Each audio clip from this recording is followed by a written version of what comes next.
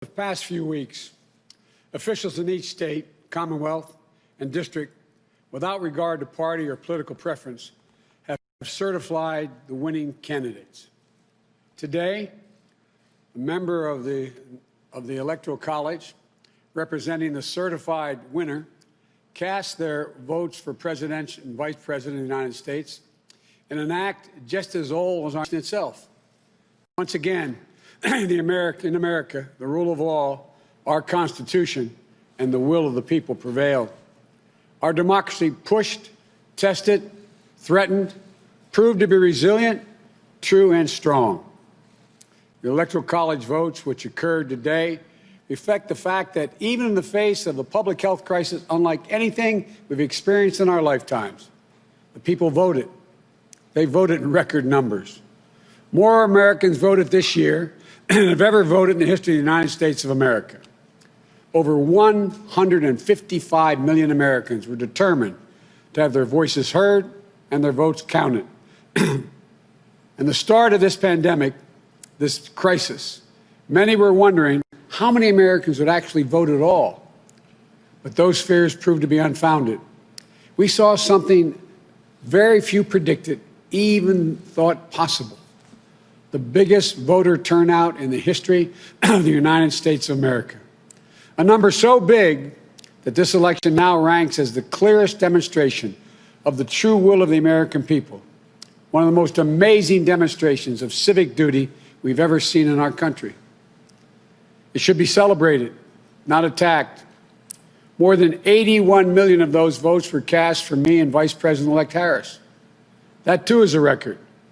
More than any ticket has received in the history of America. It represents a winning margin of more than 7 million votes over the number of votes cast for my opponent. Together, the Vice President-elect Harris and I earned 306 electoral votes, well exceeding the 270 electoral votes needed to secure victory. 306 electoral votes is the same number of electoral votes that Donald Trump and Vice President Pence received when they won in 2016. Excuse me. At the time, President Trump called the Electoral College tally a landslide.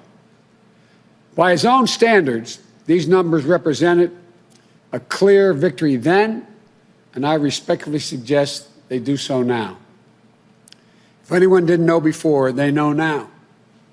What beats deep in the hearts of the American people is this: democracy.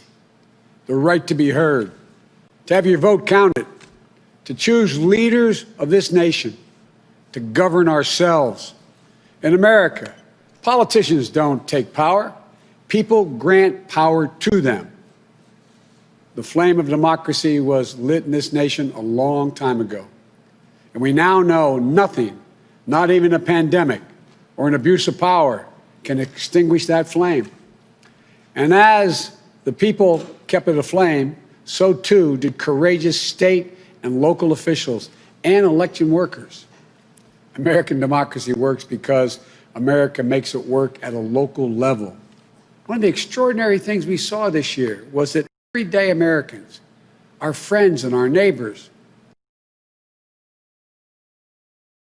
independence, demonstrating outrage, they showed a deep and unwavering faith in and a commitment to the law. They did their duty in the face of a pandemic. And then they could not and would not give credence to what they knew was not true. They knew this election was overseen by them, it was honest, it was free, and it was fair.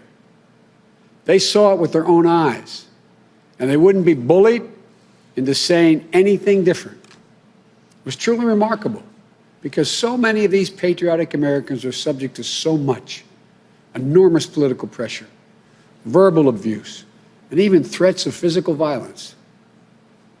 While we all wish that our fellow Americans in these positions will always show such courage and commitment to free and fair elections, it is my sincere hope we never again see anyone subjected to the kind of threats and abuse we saw in this election. It's simply unconscionable. We owe these public servants a debt of gratitude. They didn't seek the spotlight. You know, and our democracy survived because of them, which is proof, once more, that it's everyday Americans infused with honor, character, and decency that is the heart of this nation. You know, in this election, their integrity was matched by their strength, independence, and the integrity of our judicial system. In America, when questions are raised about the legitimacy of any election, those questions are resolved through the legal processes. And that's precisely what happened here. The Trump campaign brought dozens and dozens and dozens of legal challenges to test the result. They were heard again and again. And each of the times they were heard, they were found to be without merit.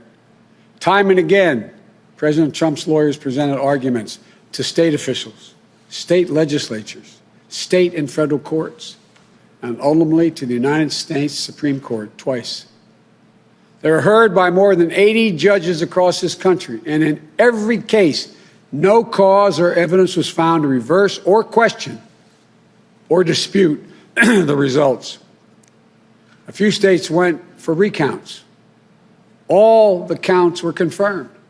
The results in Georgia were counted 3 times. Didn't change the outcome. The recount conducted in Wisconsin actually saw our margin grow. The margin we had in Michigan was 14 times the margin President Trump won that state by 4 years ago. Our margin in Pennsylvania was nearly twice the size of the Trump margin 4 years ago. And yet, none of this has stopped baseless claims about the legitimacy of the results. Even more stunning, 17 Republican attorneys general and 126 Republican members of the Congress actually signed on to a lawsuit filed by the state of Texas. That lawsuit asked the United States Supreme Court to reject the certified vote counts in Georgia, Michigan, Pennsylvania, and Wisconsin. This legal maneuver was an effort by elected officials and one group of states to try to get the Supreme Court to wipe out the votes of more than 20 million Americans in other states, and to hand the presidency to a candidate who lost the Electoral College, lost the popular vote, and lost each and every one of the states whose votes they were trying to reverse. It's a position so extreme, we've never seen it before. A position that refused to respect the will of the people, refused to respect the rule of law, and refused to honor our Constitution. Thankfully, a unanimous Supreme Court immediately and completely rejected this effort. The court sent a clear signal to President Trump that there would be no part of an unprecedented assault on our democracy.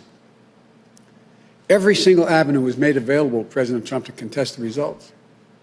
He took full advantage of each and every one of those avenues. President Trump was denied no course of action he wanted to take. He took his case to Republican governors and Republican Secretary of State, as he criticized many of them, to Republican state legislatures, to Republican-appointed judges at every level. And in a case decided after the Supreme Court's latest rejection, a judge appointed by President Trump wrote, quote, "This court has allowed the plaintiff the chance to make his case, and he has lost on the merits," end of quote. Lost on the merits. Even President Trump's own cybersecurity chief, overseeing our elections, said it was the most secure election in American history, and summarily was let go.